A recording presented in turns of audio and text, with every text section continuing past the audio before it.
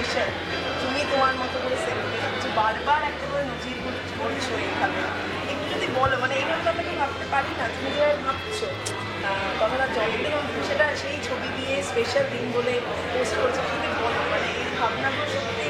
আমি তো উদযাপন করতে ভালোবাসি জীবনটাকে, আমার কাছে জীবনটা একটা উদযাপন।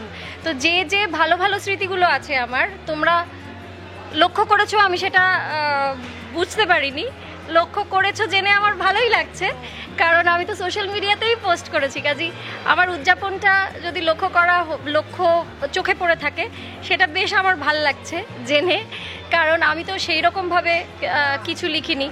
কিন্তু যারা আমার কাছের মানুষ তারা নিশ্চয়ই বুঝেছেন যে এই দিনটাতে আমি আমার শুভেচ্ছা আমার মতো করে তথাগতকে জানিয়েছি, এবং আমি চাই ও খুব ভালো থাকুক, সুস্থ থাকুক, খুব ভালো ভালো ছবি বানাক, এবং পারিয়া যে হিটটা হয়েছিল, পারিয়া 2 আরও বড় হিট হোক, এবং তারপরের যে ছবিগুলো আসছে গোপনে মদ ছাড়ান, কাকি, সেগুলো আরও বড় হিট হোক।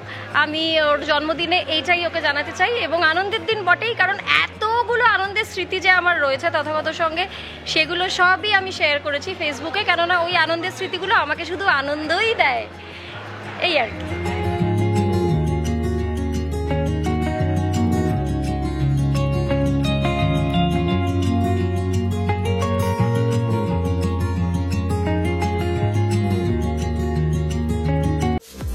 টলিউড ফোকাস কলকাতা চ্যানেলটি আপনাদের ভালো লাগলে লাইক করুন, সাবস্ক্রাইব করুন এবং আপনাদের প্রিয় ভিডিওটি অবশ্যই শেয়ার করুন।